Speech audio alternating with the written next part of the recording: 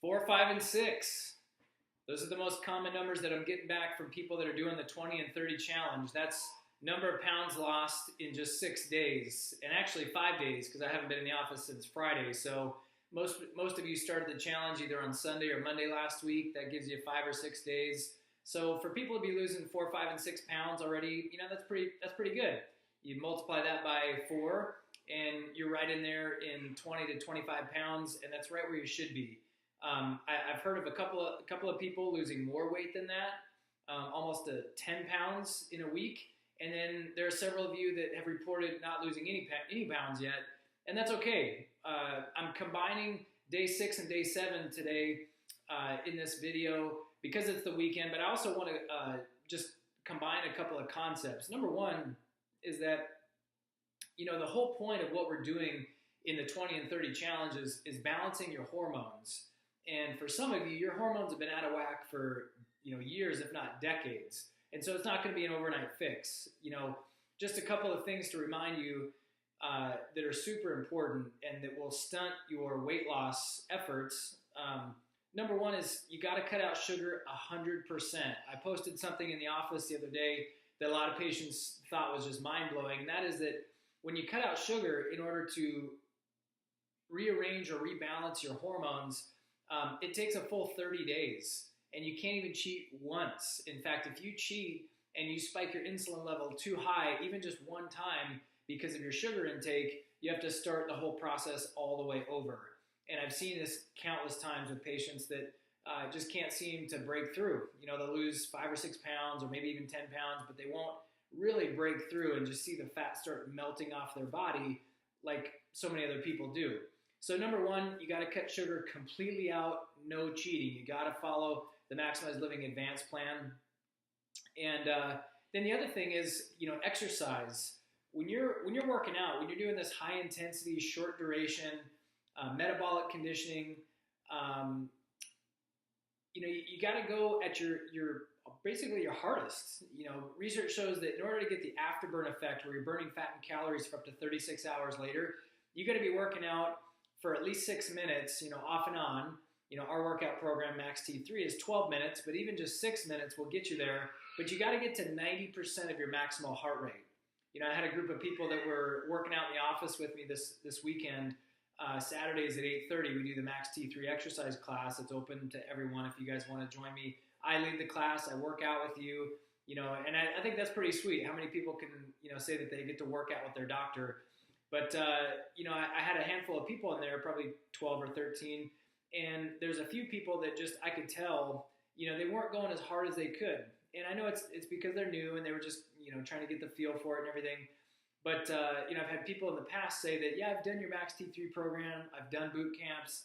I've done this high intensity, short duration stuff. And it just really doesn't work. I end up doing 2 or 3 workouts, 12-minute workouts in one day. Listen, if you're doing 2 or 3 workouts, unless you're like an elite level athlete, you're doing it wrong, because I do 1 of those a day and I'm toast, but it's because I'm giving everything I have for 12 minutes. I'm at 90 to 95% of my maximal heart rate that whole time. So it absolutely works, but those are the 2 biggest things that I've noticed so far, is that people are cheating even just a little bit on the sugar thing. And then number 2 is you're just not working out hard enough, not long enough. Listen, most of you need to shorten down your workouts, but you need to ramp way up on the intensity. So make sure that you're working out at 90% of your maximal heart rate. And then the second thing, so I told you this is a combined email today. That's kind of number 1, day 6 stuff. Day 7 stuff is that I want to just encourage those of you that haven't lost a whole lot of weight yet, but you're doing everything perfectly. Because you might be sitting there going, Dr. Ryan, I'm doing it all, man. I'm doing the advanced plan. I'm working out as hard as I possibly can, 3, 4, 5 days a week, and I just haven't seen anything happen yet. And number 1 is it's only day 7, so keep that in mind. Number 2, weight loss and health it's kind of like pushing a car that's in neutral. It takes momentum. You got to push really hard at the beginning. You might not get very far at all, but once you get that momentum rolling, I've found that after a decade of living like this, I don't have to put very much effort in anymore at all to see really amazing results. In fact, there are a lot of times when I feel like I'll go through a season where I'm not working out as hard as I was or as often as I was, or I'm not eating, really, really disciplined like I usually try to. And yet my health metrics still stay really, really high, really, really good. And it's just because I've built up so much momentum. And that's not just a free pass to go trash your body if you're doing everything healthy for the majority of the time. But it just goes to show you that when you build enough momentum, health actually becomes pretty easy, and it's actually pretty fun. Like this weekend to have fun. For Valentine's Day, my wife and 2 little girls came to the Max T3 class in the morning. We worked out together as a family. Well, not the baby, but I think she was counting push-ups in her head. And and then we spent some time together. We took a drive. We got coffee. We just hung out. And then later that day, it was beautiful downtown. So we took the stroller out and we went for a run. And it's just kind of our lifestyle. That's what we like to do for fun instead of sitting on the couch all day, vegging out, eating junk food. That's just what we found to be fun. And you might be going, man, 2-a-days really as a family? Like that's your idea of fun?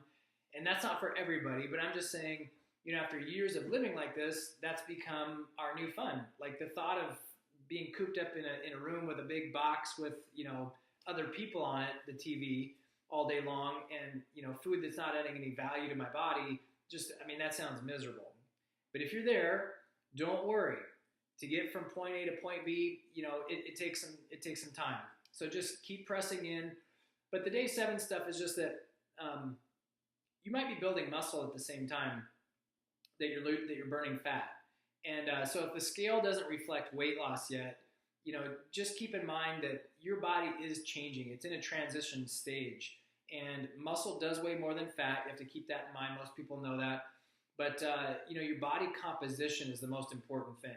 I would way rather have you stay the exact same weight, but lose 5 to 6% percentage points of body fat versus, lose 20 or 30 pounds in 30 days and your body fat percent stays the same or maybe just drops 1 or 2 points. Because body composition is a much truer sense of optimal health, not just weight loss. Because there's a lot of sick, skinny people too. They just die early in a smaller coffin. That's the only difference. So keep pressing in. Just to recap, make sure you're cutting out the sugars completely. You can't even cheat for 1 day for 30 days. Number 2, make sure you're working out as hard as you possibly can, even if it's just for 6 minutes at a time. You got to get to 90% of your maximal heart rate. And then number 3, just stay the course. It takes time. Your body's in a transition, and you are building muscle at the same time that you're losing fat. So don't get too hung up on the weight loss numbers, even though we're seeing great results with a lot of people. You will get there too. I promise you. Just keep pressing in. Stay the course. You guys can do it.